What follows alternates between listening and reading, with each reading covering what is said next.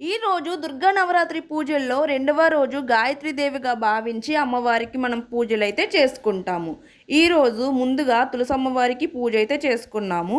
ఇంటిలో తులసమ్మవారి పూజ తర్వాతే మనం ఏ పూజ అయినా స్టార్ట్ చేసుకుంటాం కాబట్టి అమ్మవారి పూజ అయితే చేసేసుకున్నాము. ఈరోజు గాయత్రి అమ్మవారికి నైవేద్యాలుగా నిమ్మకాయ పులిహోర కొమ్ము శనగలు అయితే చేసుకున్నాం. మనము ముందుగా అమ్మవారికి ప్రసాదాలు అయితే తీసుకున్నాము. ఆ తర్వాత దేవుడి మూలని అంతా మంచిగా అయితే శుభ్రం చేసుకుని పూజ గదిని అయితే అలంకరించుకున్నాము. చూసారు కదా, మా దగ్గర ఉన్నంత వరకు పూలతో అయితే అమ్మవారిని పూజ గదిని మంచిగా అయితే అలంకరించుకున్నాము. చూసారు కదా, ఆ తర్వాత ఫస్ట్ గణపతి పూజ అయితే చేసుకొని అమ్మవారి పూజ అయితే స్టార్ట్ చేసేసాము.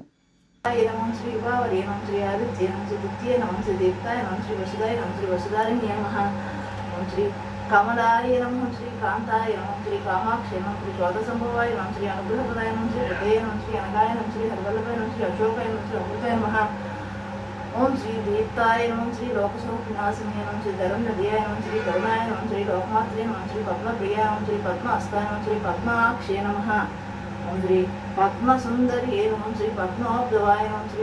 ఈ విధంగా రెండవ రోజు గాయత్రీదేవి అమ్మవారి పూజ కంప్లీట్ చేసుకున్నాము. మూడవ రోజు అన్నపూర్ణాదేవిగా భావించి రేపు అయితే మనం పూజలు అయితే చేసుకుంటాము.